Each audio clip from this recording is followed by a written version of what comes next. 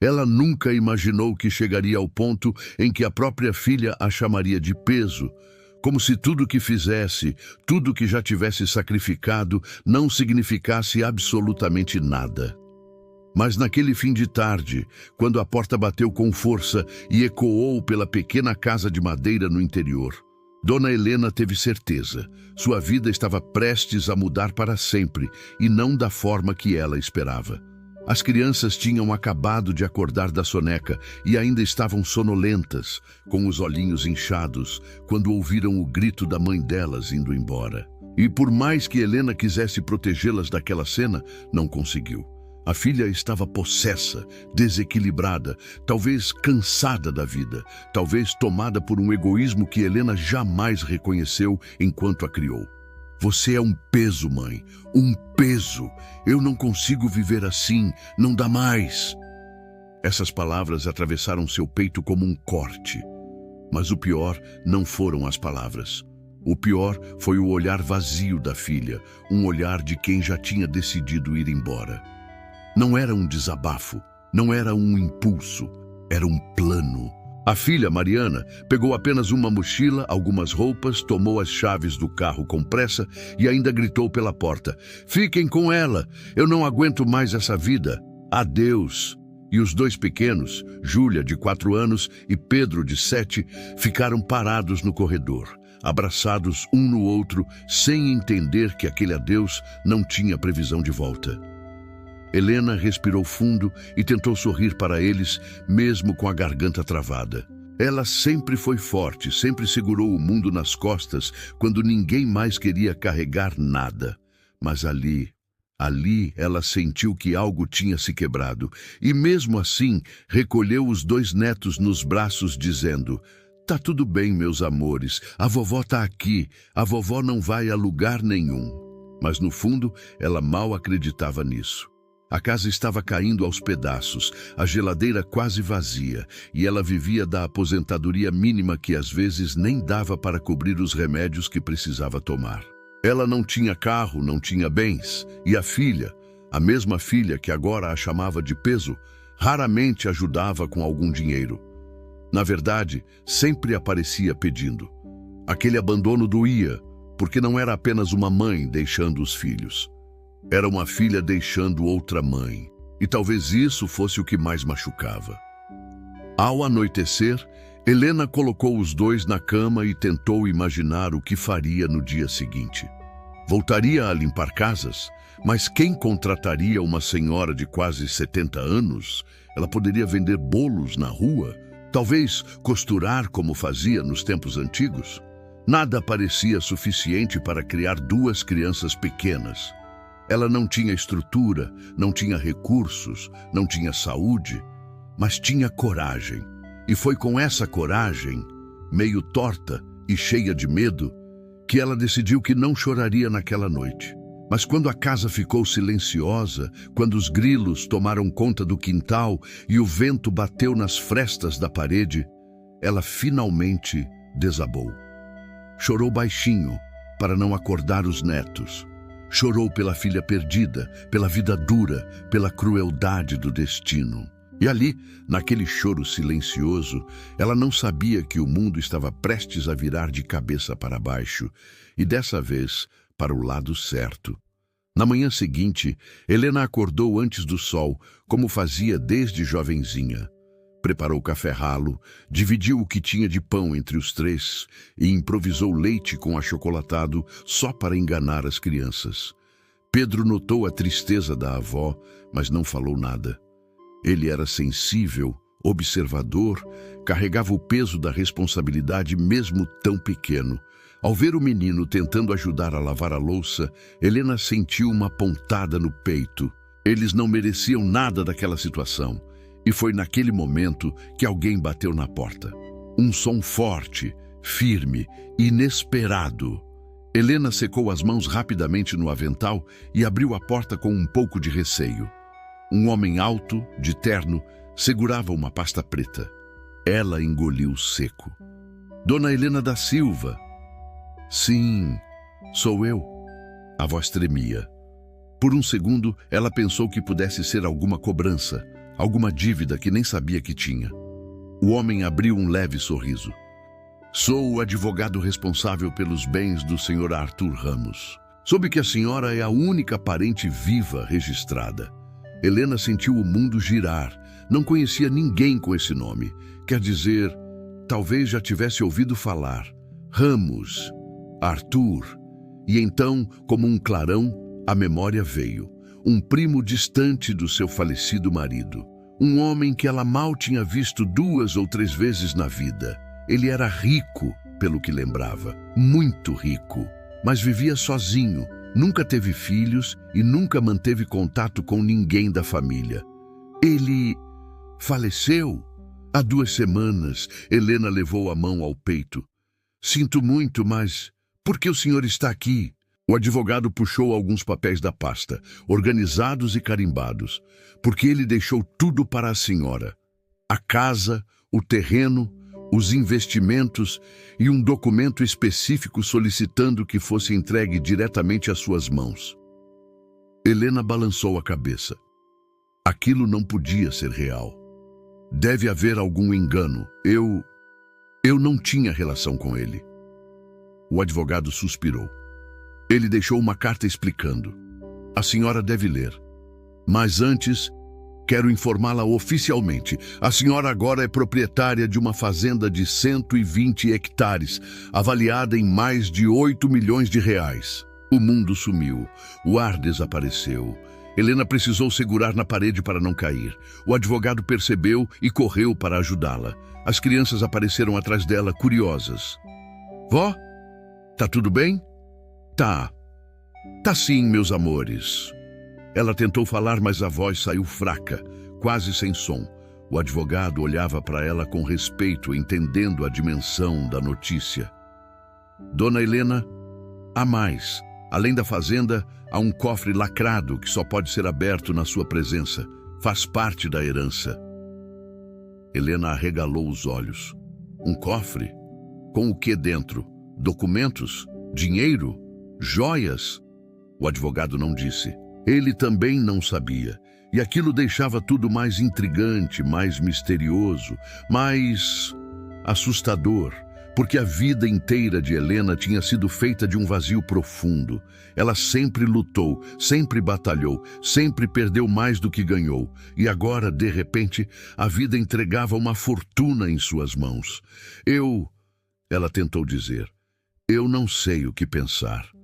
O advogado colocou a pasta sobre a mesa e disse, a senhora não precisa decidir nada hoje. Apenas assine o recibo de entrega dos documentos. O resto podemos ver com calma. Helena sentiu as lágrimas subirem. Não sabia se era medo, alívio, choque, gratidão, talvez tudo junto. E naquele momento, enquanto colocava tremidamente sua assinatura nos papéis, ela pensava apenas em uma coisa. Aquilo não era para ela, era para as crianças, para Pedro e Júlia, para dar a eles a vida que a mãe deles nunca conseguiu, ou nunca quis, proporcionar. No fim da manhã, depois que o advogado foi embora, Helena sentou-se no sofá velho da sala, ainda sem acreditar. O documento oficial estava ali, na mesa, com o valor da fazenda, o mapa do terreno, os comprovantes de investimentos. Era tanto dinheiro que ela sequer sabia como imaginar. Nem em sonho ela pensaria nisso. Pedro se aproximou devagar e se sentou ao lado dela. Vó, ele disse baixinho, isso quer dizer que a gente vai poder comer carne de novo? Helena sorriu com tristeza. Quer dizer que vocês nunca mais vão passar dificuldade nenhuma, meu amor. Mas ao mesmo tempo, uma sombra ainda rondava seu coração. A filha. Ela sabia que quando Mariana descobrisse sobre a herança, tudo voltaria à tona. Ela voltaria atrás, tentaria recuperar as crianças, tentaria arrancar dinheiro, tentaria mudar tudo aquilo que agora estava finalmente entrando nos eixos. E Helena tinha medo disso. Muito medo. Porque agora, mais do que nunca, ela tinha algo a perder. E a filha, aquela filha que a chamou de peso, seria capaz de muita coisa. O que Helena não imaginava era que esse era apenas o começo.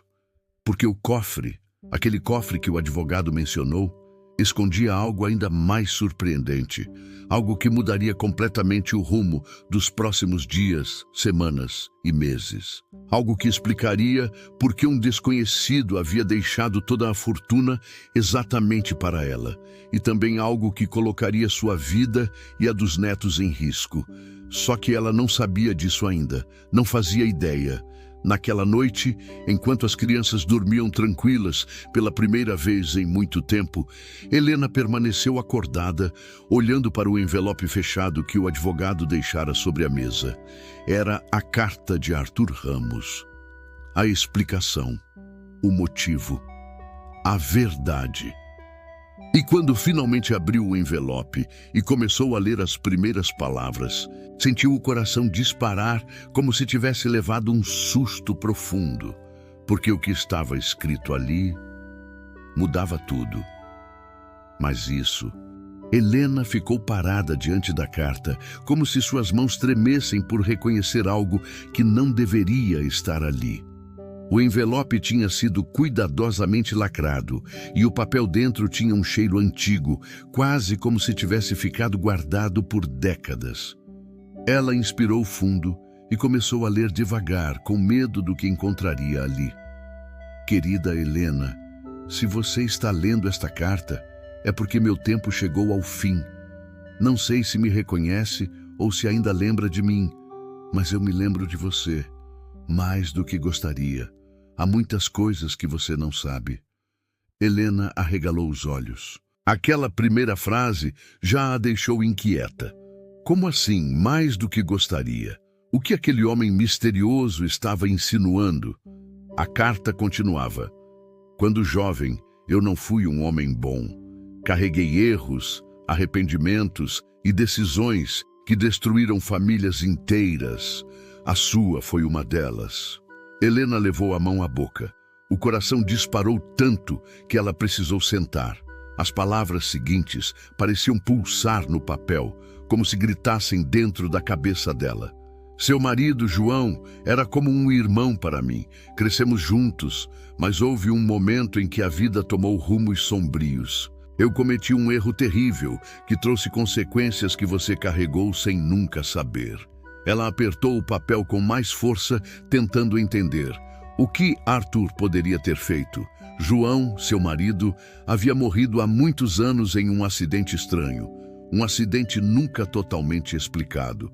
Um acidente que deixou Helena sozinha, viúva, com uma filha pequena para criar. A dor daquela época ainda vivia dentro dela, guardada em silêncio. Fui responsável, direta ou indiretamente, por situações que levaram ao acidente que tirou a vida de João. A sala inteira pareceu girar. Helena deixou a carta cair no colo, sentindo o mundo despencar sob seus pés. Ela levou minutos para encontrar coragem de continuar lendo. Sua respiração estava curta, o peito doía. Era como reviver a mesma ferida pela segunda vez. Eu nunca tive coragem de pedir perdão e nunca soube como reparar algo irreparável. Vivi o resto da minha vida com esse peso sufocante. O mínimo que posso fazer é garantir que você e seus descendentes nunca mais passem necessidade. Sei que não compensa nada, sei que não muda o passado, mas é tudo que tenho. Helena fechou os olhos, deixando as lágrimas caírem. Não sabia se sentia raiva, tristeza, alívio ou confusão. Talvez tudo junto. O passado que ela acreditava ter enterrado voltava agora como um terremoto. A carta continuava. No cofre que deixei em meu escritório, você encontrará documentos, confissões e provas que explicam tudo. Peço que leia com calma e decida o que fazer com isso. Não tente revelar nada de imediato. Você talvez não esteja segura. Helena estremeceu. Não segura? O que ele queria dizer com aquilo? Há pessoas que podem tentar impedir que a verdade venha à tona. Pessoas perigosas, conectadas ao que aconteceu com João. Meu nome, minha fortuna e minhas terras não foram conquistados de forma limpa. Há segredos enterrados naquela fazenda que você precisa conhecer antes de se mudar para lá. Helena sentiu um arrepio gelado subir por sua espinha. Era como se a noite tivesse ficado mais escura, como se o vento lá fora carregasse um aviso. O resto da carta era ainda mais perturbador. Se algo acontecer comigo, quero que você vá até a fazenda acompanhada do advogado. Nunca sozinha. E jamais abra o cofre sem alguém de confiança ao seu lado. O que está lá dentro pode colocar sua vida em risco, mas também pode libertá-la do passado. A assinatura parecia trêmula, como se Arthur tivesse escrito nos últimos dias de vida. Quando Helena terminou a carta, ficou imóvel por vários minutos. O silêncio da casa era tão forte que quase machucava. A única coisa que conseguia ouvir era o som leve da respiração dos netos dormindo no quarto ao lado. Ela olhou para a porta fechada do cômodo onde estavam as crianças e sentiu um desejo profundo de protegê-las. Como faria isso agora que sabia que havia perigos envolvidos? E num lampejo, o rosto da filha apareceu em sua mente. Mariana, que a abandonou e largou os filhos sem olhar para trás. Mariana, que a chamou de peso. Mariana, que nunca soube amar. E Helena sentiu um medo novo. E se a filha voltasse? Não por amor, mas por interesse, pela herança, pelas terras, pelo dinheiro. Ela precisava agir rápido. Na manhã seguinte, Helena ligou para o advogado. Marcou a visita à fazenda para o dia seguinte. Ele insistiu que fossem cedo, pois o local era grande e havia muito a verificar. Pedro, ao perceber a movimentação, perguntou: "Vó, a gente vai se mudar?" Helena suspirou, passando a mão nos cabelos do menino. "Talvez, meu amor. Mas primeiro a vovó precisa ver umas coisas." Pedro assentiu, como se entendesse mais do que a idade permitia. Júlia, sempre animada, correu até o quintal para pegar suas bonecas, acreditando que fariam uma viagem divertida. Aquilo rasgou ainda mais o coração de Helena. Ela não queria preocupá-los. Não queria assustá-los, mas a carta de Arthur ainda pesava como uma sombra sobre sua consciência. A noite passou lenta, com Helena acordando várias vezes, assustada por barulhos comuns da casa, imaginando coisas. Quando o sol finalmente nasceu, ela preparou as crianças, arrumou alguns lanches e ficou esperando o advogado chegar. Às 9 da manhã, um carro preto parou diante do portão enferrujado. O advogado desceu acenando. "Tudo pronta, dona Helena?" Ela assentiu, respirando fundo. Era hora de enfrentar o que quer que estivesse escondido naquela fazenda. A estrada até o local parecia interminável. As árvores densas, a sensação de isolamento, as placas envelhecidas. Era como se estivessem indo para um lugar congelado no tempo. Quando chegaram ao enorme portão de ferro, Helena sentiu seus braços arrepiarem. A propriedade era realmente gigantesca, mas havia algo estranho ali, algo pesado, silencioso demais. O advogado abriu o portão com uma chave especial. "A senhora deve se acostumar com a ideia de que agora tudo isso é seu." Ela tentou sorrir, mas a sensação de desconforto era mais forte que qualquer alegria. A casa principal era imensa, quase uma mansão, construída em estilo antigo, com janelas grandes e uma fachada imponente. Porém, estava parcialmente deteriorada, como se não tivesse sido habitada por anos. Quando entraram, um cheiro de madeira velha tomou conta. A estrutura rangia e cada passo ecoava nos corredores vazios. Helena olhou ao redor, imaginando quantos segredos aquele lugar guardava. O advogado então a conduziu até um escritório no fundo da casa. Um cômodo amplo, com prateleiras cheias de livros e uma mesa enorme, coberta de papéis e pastas. Ele apontou para um grande armário de metal com uma fechadura especial. "O cofre." "É aqui", disse ele, ajustando os óculos. Helena se aproximou devagar. O coração dela parecia saltar pelo peito. Ela sentia, instintivamente, que o que estava ali dentro era muito maior do que ela imaginava. O advogado inseriu uma chave, digitou um código e puxou a trava de segurança. O cofre abriu lentamente, revelando pilhas de documentos, envelopes lacrados, uma pasta vermelha e um gravador antigo. Helena ficou paralisada. Não sabia por onde começar. "Deixe que eu organize tudo", disse o advogado. "Vamos ver o que é mais urgente." Ele pegou a pasta vermelha primeiro.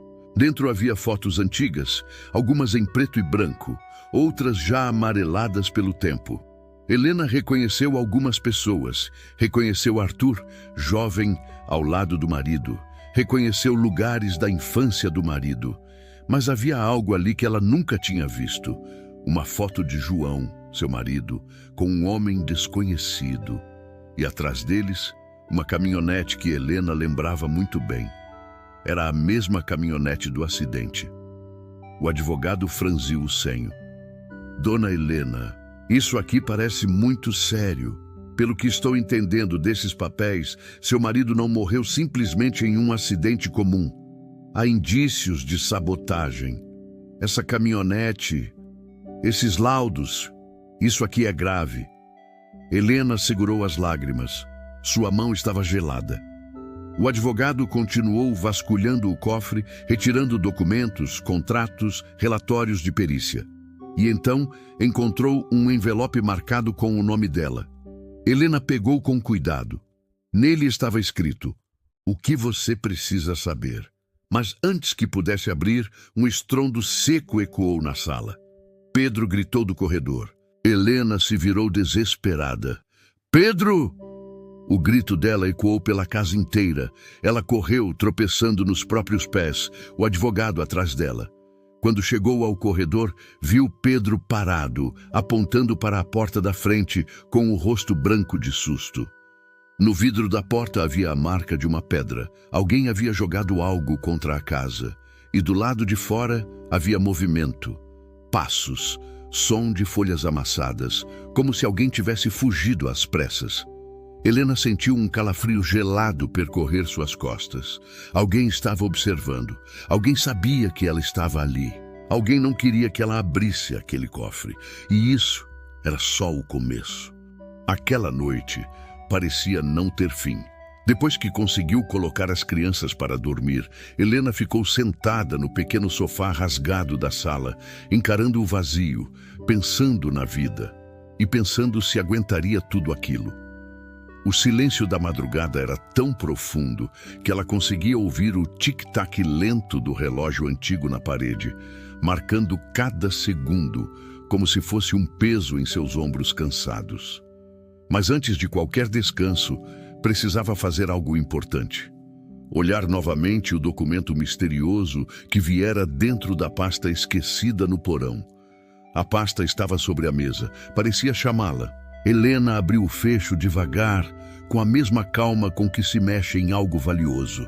E ali estava a escritura antiga, datada de décadas atrás, com um nome que ela conhecia, mas que não fazia sentido. Proprietário: Afonso Vasconcelos de Andrade. Ela repetiu o nome em voz baixa, tentando puxar algum fio de memória que esclarecesse aquela conexão. Nada. Ninguém com aquele nome tinha qualquer ligação com ela, pelo menos não que lembrasse. Ao lado do documento havia uma carta escrita à mão, dobrada muitas vezes, como se alguém quisesse escondê-la por muito tempo. Helena abriu com cuidado. A letra era firme, elegante, de alguém instruído. Se esta casa ainda existir quando você ler isto, significa que minha vontade prevaleceu. A pessoa que encontrar esta carta e viver aqui terá direito ao que deixei escondido. Mas só alguém de coração puro que cuide desta casa como cuidaria de quem ama poderá descobrir. Deixo meu legado na esperança de que ajude quem realmente precisa. No final, havia apenas uma assinatura: AVA. Helena sentiu um arrepio que não sabia explicar.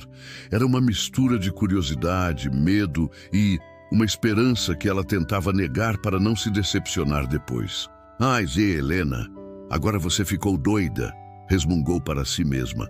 Dobrou a carta, guardou tudo de volta e respirou fundo. Talvez fosse coisa de gente rica, antiga, que morou ali muito antes. Talvez fosse apenas uma brincadeira ou uma história mal resolvida. A vida já tinha batido nela tantas vezes que ela não permitia mais se iludir com nada. Mas mesmo assim, aquela frase, alguém de coração puro, mexia com ela. Porque se havia uma coisa que Helena sempre foi, apesar de tudo, era honesta e generosa.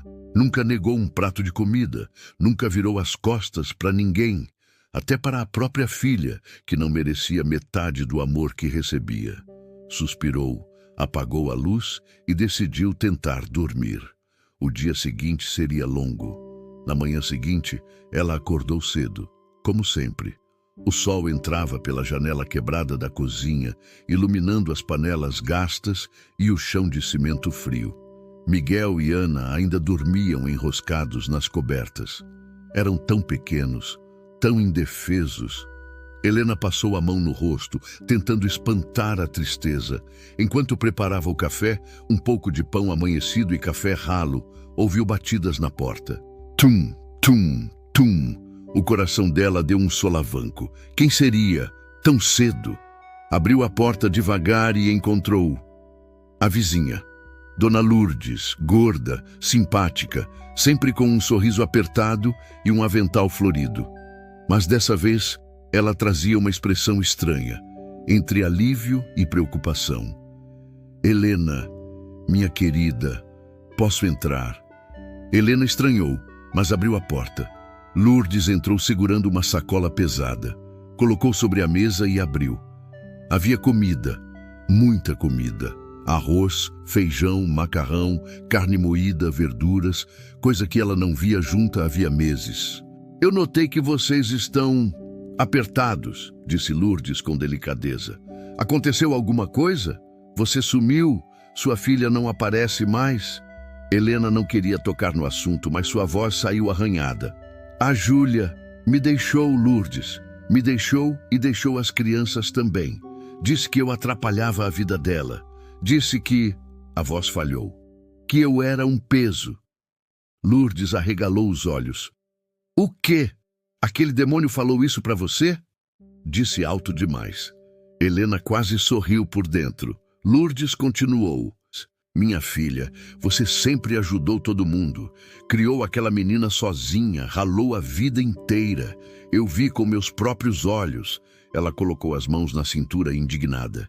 Se essa ingrata acha que é melhor que você, está muito enganada. Deus vê tudo, Helena.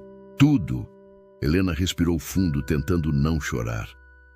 Não quero ser problema para ninguém, murmurou. Só quero cuidar dos meus netos. Eles não têm culpa de nada. Lourdes segurou a mão dela. Pois então você vai cuidar. E eu vou ajudar no que puder. E se aquela mulher aparecer por aqui com arrogância, eu mesma boto para correr. Elas riram, mas o riso durou poucos segundos. Porque naquele exato momento, Miguel apareceu na porta do quarto esfregando os olhos e quando viu a mesa cheia de comida, ele congelou. Vó, é pra gente? Helena sentiu o coração afundar. É, meu amor, hoje é. Miguel correu e abraçou a avó pelas pernas com tanta força, com tanto sentimento, que até Dona Lourdes ficou emocionada. Naquele instante, Helena prometeu silenciosamente que nada, nem miséria, nem abandono, nem humilhação, tiraria o sorriso dos netos dela novamente. Ela ainda não sabia, mas aquela promessa seria cumprida de um jeito que ela jamais imaginaria. Os dias seguintes correram rápidos. Helena trabalhou como costureira. Pegava roupas para arrumar, improvisava serviços, fazia o que precisava para garantir um mínimo de estabilidade. Lourdes ajudava, outras vizinhas também, e aos poucos Helena sentia a casa menos fria, menos pesada. Mas algo naquela carta continuava martelando sua mente. E foi justamente isso que a levou a descer ao porão novamente. Era uma tarde nublada. Miguel e Ana brincavam no quintal com pedrinhas e gravetos. Helena, sozinha, desceu as escadas rangentes do porão com uma lanterna velha na mão. Havia poeira, teias de aranha e cheiro de madeira molhada. Mas havia também algo que ela não tinha percebido antes. O piso, na parte de trás, perto da parede, tinha um quadrado de madeira com cor diferente, mais nova, mais clara, como se fosse uma tampa. Helena ajoelhou, passou a mão devagar e sentiu uma borda. Seu coração disparou. Não pode ser, sussurrou, mas mesmo assim puxou. A tampa levantou com facilidade, como se realmente estivesse esperando por alguém. Dentro havia uma caixa de madeira escura, com entalhes antigos e um fecho de metal pesado. Helena ficou alguns segundos apenas respirando, tentando decidir se abria ou não. Parecia coisa de filme, coisa que não acontecia com pessoas como ela. Mas abriu. Quando viu o conteúdo, suas mãos tremeram. Dentro da caixa, embrulhados com tecido de veludo, havia documentos bancários, muitos, e todos em nome dela, ou melhor, em nome de Helena Vasconcelos Andrade. O sangue dela gelou. Vasconcelos Andrade, o mesmo sobrenome da carta. Ao lado, havia envelopes com selos antigos, certificados de ações, e uma pasta com o título Legação de Herdeira Confidencial. Helena não conseguia respirar. Levantou-se devagar, como se estivesse pisando fora da realidade. Seus olhos ardiam, sua mente girava, e por alguns segundos ela precisou se apoiar na parede para não cair. Meu Deus do céu, repetia, atônita. A vida inteira ela achou que era pobre, que era sozinha, que não tinha ninguém.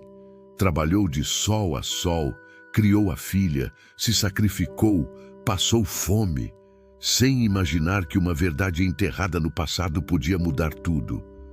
Quando finalmente conseguiu abrir a pasta, encontrou a resposta. Um documento antigo, bem conservado, que dizia: em caso de falecimento de Afonso Vasconcelos de Andrade, sua herança deve ser destinada à sua única descendente direta, registrada como Helena Vasconcelos Andrade. Caso esta já tenha atingido a maioridade, fica concedido a ela todos os bens previstos em testamento, incluindo o patrimônio total estimado. Abaixo, uma estimativa escrita à mão, R$18.400.000. Helena levou as duas mãos à boca. O mundo pareceu parar. R$18.400.000. Ela se sentou no chão do porão, chorando silenciosamente. Não era chorinho leve, era choro de vida inteira. Choro de quem carregou o mundo nas costas. Choro de quem foi humilhada pela própria filha, mas que agora descobria que nunca deveria ter se dobrado ao sofrimento. Miguel apareceu no topo da escada naquele momento. Vó, o que foi? Tá chorando por quê? Helena olhou para o neto com o rosto molhado, mas com uma luz nova no olhar. Vem cá, meu amor. Vem aqui com a vovó. Ele desceu correndo, sentou no colo dela e ela o abraçou forte, tão forte que quase o esmagou. A vovó, ela murmurou com a voz embargada, a vovó vai cuidar de você e da sua irmã. E nunca mais, a gente vai passar fome. Nunca mais você vai sentir medo, ouviu? Miguel sorriu sem entender completamente, mas confiando nela. Eu sabia que a senhora é forte, vó. Ele disse, orgulhoso. Você é a mais forte do mundo. Helena fechou os olhos, sentindo a alma inteira se aquecer. Ela não sabia ainda como usar aqueles documentos, nem como regularizar aquele dinheiro, nem como lidar com toda a burocracia que certamente viria. Mas sabia uma coisa com absoluta clareza. A vida dela tinha mudado, para sempre. E nada, nem filha ingrata, nem abandono, nem o passado, impediria o futuro que ela daria aos netos. O destino finalmente sorria para ela, e era só o começo. O silêncio que tomou conta da casa naquele final de tarde parecia ter peso. Era como se cada parede, cada móvel, cada fotografia antiga tivesse ouvido a conversa entre Dona Lúcia e Carolina e agora observasse a avó imóvel no sofá, segurando as mãos trêmulas, enquanto tentava entender a dimensão do que estava prestes a acontecer. Carolina tinha ido embora furiosa, deixando para trás duas crianças confusas e uma mãe com o coração esmagado, mas também com uma semente de coragem começando a brotar depois de tantos anos engolindo humilhações. Eduardo e Ana estavam no quarto, tentando brincar para espantar a estranheza daquele dia, mas as risadinhas forçadas entregavam o medo escondido. A sensação de abandono pairava no ar como uma sombra pesada que insistia em rondar. Dona Lúcia respirou fundo, se levantou com certa dificuldade e caminhou até o quarto das crianças. Ao abrir a porta, encontrou Ana abraçando uma boneca velha e Eduardo desenhando algo no caderno, mas sem o brilho habitual nos olhos. Eles levantaram o rosto ao ouvir a porta e a avó viu o pensamento que eles não conseguiam colocar em palavras. Será que a mamãe volta? Ela se ajoelhou entre os dois com carinho, acariciando o cabelo de Ana, enquanto dizia que tudo ficaria bem. Era uma promessa que ela ainda não sabia como cumprir, mas prometeu mesmo assim. Era isso que o amor fazia. Eduardo perguntou por que a mãe tinha gritado com a vovó. E Dona Lúcia apenas apertou a mão dele, com um sorriso frágil, dizendo que os adultos às vezes se confundiam. Era a maneira delicada de tentar proteger a inocência do neto. Ana, com sua voz baixinha, perguntou se a mamãe volta para dormir com eles naquela noite, mas a avó desviou o olhar por um instante antes de responder que talvez não, e tudo bem. Depois que colocou os pequenos na cama, Dona Lúcia fechou a porta devagar e foi para a cozinha, onde sentou à mesa e ficou olhando para o vazio. O passado insistia em bater à porta da memória. O dia em que Carolina decidiu sair de casa aos 18 anos, dizendo que a mãe era um atraso quanto ao futuro dela. Os namoros conturbados, as escolhas impulsivas, a forma como exigia dinheiro e favores. E agora aquilo. Abandoná-la com as duas crianças, culpando-a pela própria culpa. A casa velha parecia ainda mais silenciosa naquele instante, mas algo estava diferente. O envelope que o advogado havia deixado 2 dias antes, em nome de um tal senhor Pedro Amâncio, repousava sobre a mesa. O homem nunca lhe fora apresentado, mas tinha solicitado sua presença em uma antiga propriedade distante da cidade.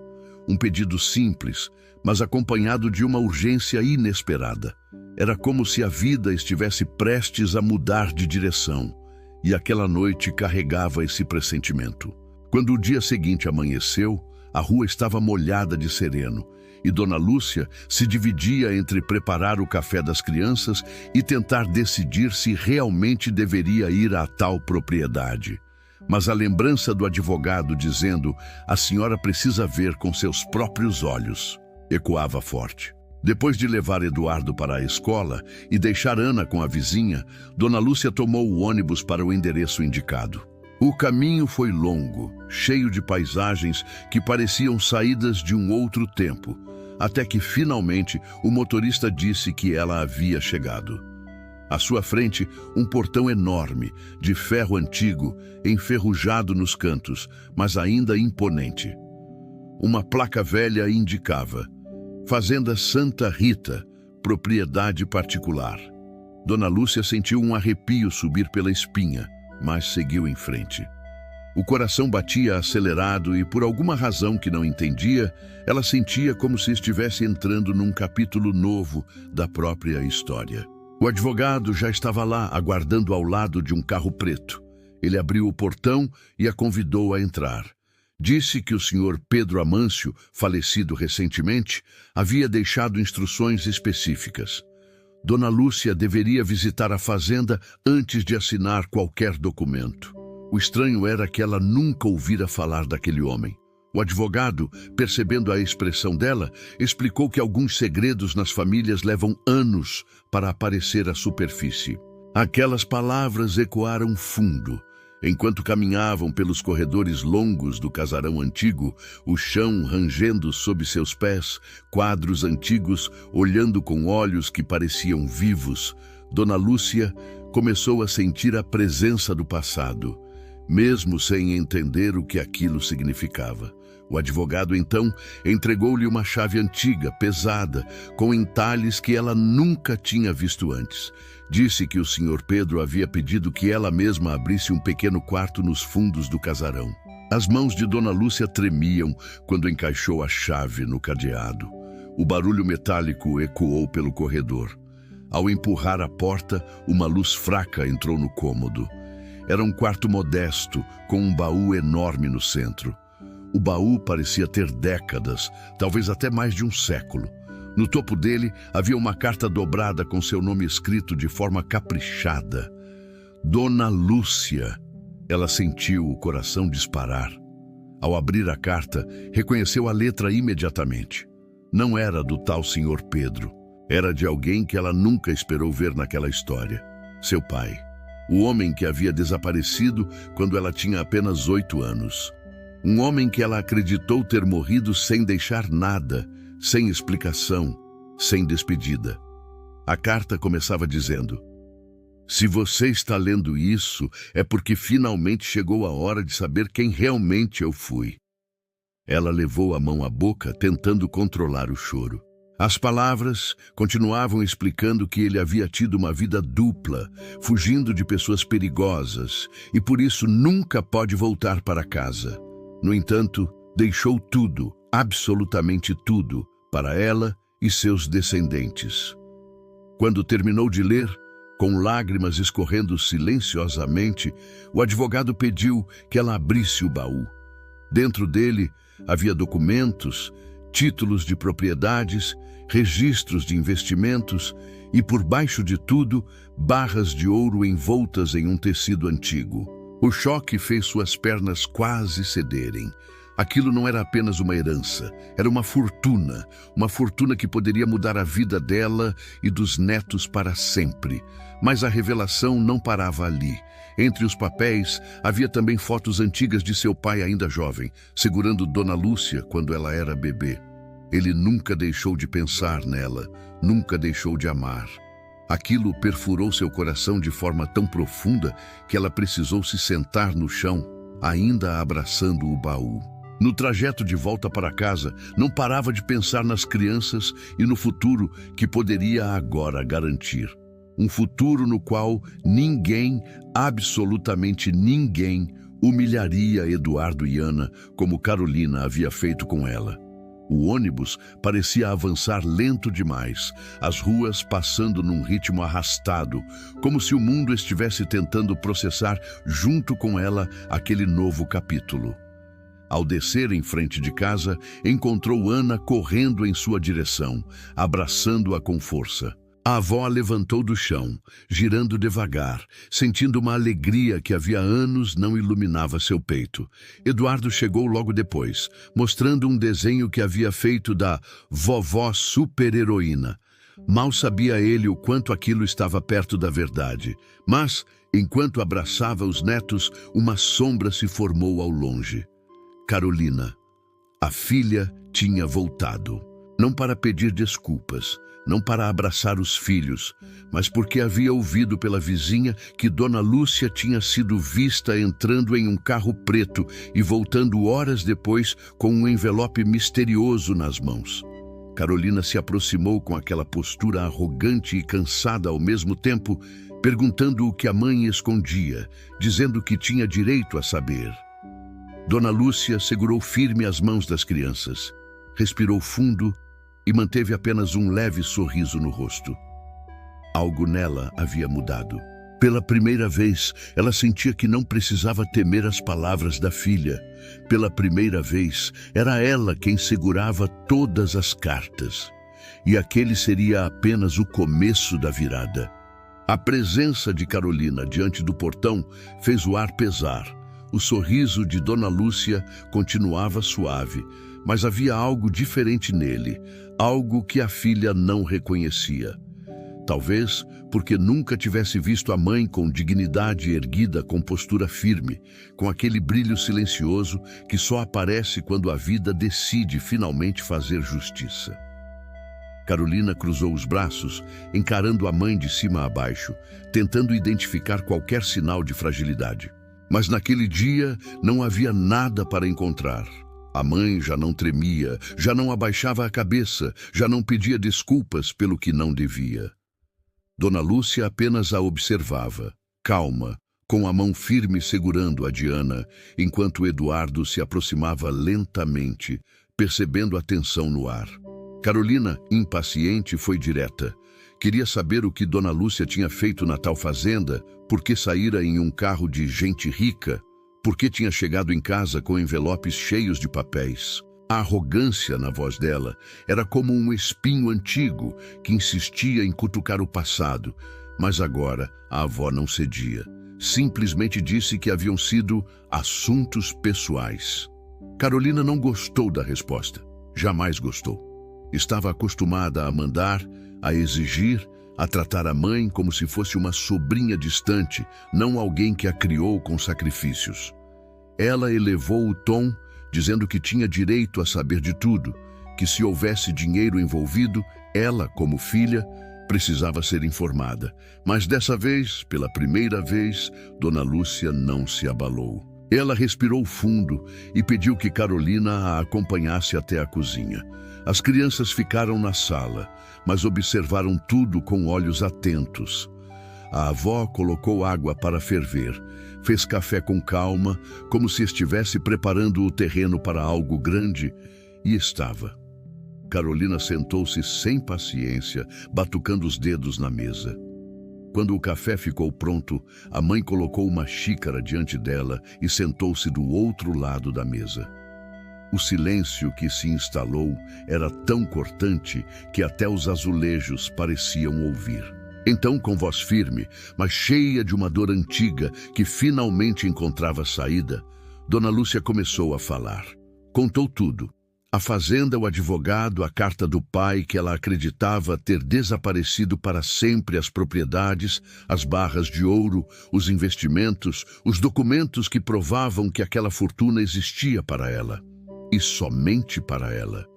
Carolina arregalou os olhos, piscando várias vezes, como se estivesse tentando entender se aquilo era real ou alguma história inventada. A mãe continuou, mostrando a carta, explicando que o pai havia deixado tudo para sua amada filha e seus descendentes, e que ela apenas descobriu isso agora, depois de uma vida inteira acreditando que ele a tinha abandonado. Carolina, ao perceber a dimensão da herança, endireitou a postura, abandonando a irritação e assumindo um sorriso falso, como se a humildade improvisada pudesse apagar anos de abandono, gritos e humilhação. Ela tentou tocar a mão da mãe, dizendo que sempre soube que Dona Lúcia merecia algo bom, que estava feliz por ela, que agora poderiam viver juntas como família. Mas Dona Lúcia retirou a mão com suavidade. Não foi agressivo, mas foi definitivo. Carolina respirou fundo, incomodada com a resistência, e então tentou outra abordagem. Perguntou o que caberia a ela. O tom da pergunta não era de dúvida, mas de expectativa. A ganância tinha surgido, e com ela o clímax que a história vinha construindo desde o início. A avó olhou nos olhos dela por longos segundos, e naquele instante, Caroline percebeu que talvez não estivesse lidando mais com a mesma mulher que ela pressionou a vida inteira. Dona Lúcia explicou com calma que aquela herança não era algo que ela procurou, mas algo que a escolheu. Disse que o pai havia deixado tudo para ela, não para os filhos dela, e que por mais que amasse Carolina, não poderia recompensar alguém que só aparecia quando havia interesse envolvido.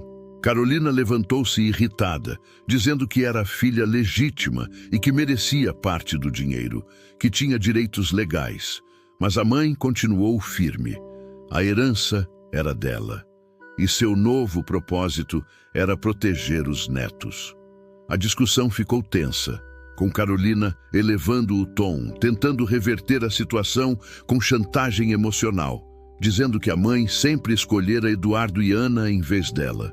Mas Dona Lúcia não caiu dessa vez. Pela primeira vez, ela se permitiu falar a verdade, e aquilo saiu como um desabafo acumulado de décadas. Disse que havia escolhido os netos, porque desde o início eles a escolheram também. Foram eles que a abraçaram, que a respeitaram, que a amaram sem pedir nada em troca. Foram eles que acordavam ao seu lado, que choravam com ela, que a chamavam de vovó com orgulho.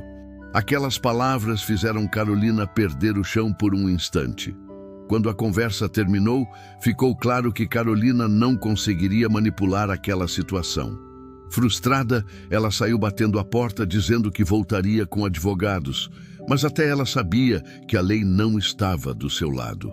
Dona Lúcia permaneceu sentada, respirando fundo, sentindo um misto de alívio e tristeza. Perder uma filha era doloroso, mas perder alguém que nunca realmente esteve presente, talvez fosse apenas aceitar a verdade. Nos dias seguintes, Dona Lúcia começou a organizar a nova vida com cautela. Contratou o advogado para cuidar de toda a documentação da herança, pediu ajuda para gerenciar as propriedades e, aos poucos, foi percebendo que sua realidade mudaria profundamente. Mas mais importante que tudo, ela prometeu a si mesma que Eduardo e Ana jamais passariam pelas dificuldades que ela passou. A notícia da herança começou a circular pela vizinhança e muitos ficaram chocados ao ver o carro do advogado estacionar na porta da casa simples onde ela morava. Alguns diziam que era milagre, outros diziam que era destino. E talvez fosse mesmo. A primeira coisa que Dona Lúcia fez foi levar os netos para conhecer a fazenda. Eles ficaram encantados ao ver aquele espaço gigantesco, com árvores antigas, um lago cristalino, uma casa enorme que parecia saída de novela.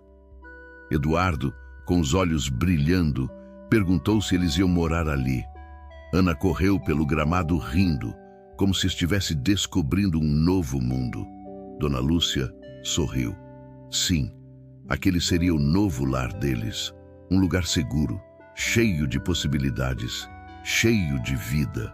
Um lugar onde o passado doloroso poderia finalmente descansar. Os dias se transformaram rapidamente. A casa recebeu reformas, o jardim ganhou flores, as crianças ganharam quartos individuais com brinquedos e livros que nunca tiveram. Dona Lúcia, mesmo com a nova vida, manteve o mesmo coração humilde. Ajudava famílias carentes, doava alimentos, abriu um pequeno projeto social na fazenda para crianças do bairro antigo. O que ela recebeu não era só dinheiro, era a chance de fazer diferença. E ela a abraçou com todo o amor que sempre carregou. O mais impressionante aconteceu meses depois, quando Carolina voltou. Não com arrogância, mas destruída. O relacionamento com o namorado havia acabado. As dívidas estavam acumuladas e ela estava sem casa.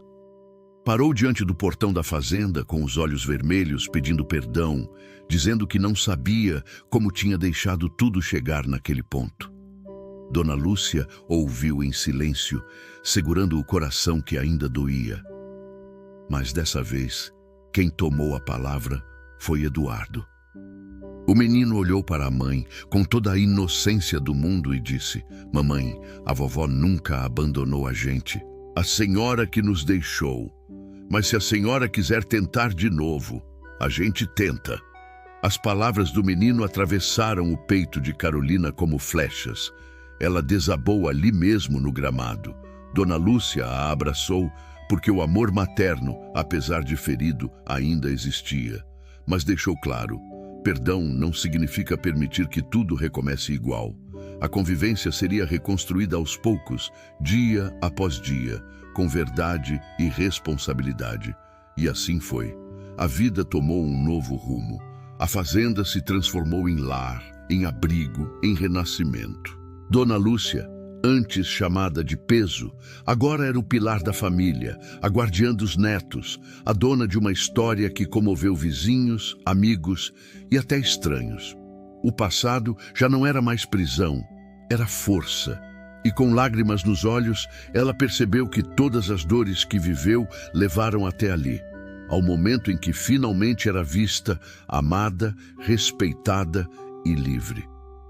E se você chegou até aqui, eu quero te perguntar: Você acredita que toda injustiça um dia encontra o seu retorno? Deixe seu comentário, se inscreva no canal e deixe um like. Isso ajuda demais a trazer mais histórias emocionantes como esta. A jornada de Dona Lúcia prova que a vida pode virar de cabeça para baixo, mas também pode virar para o lado certo no momento exato.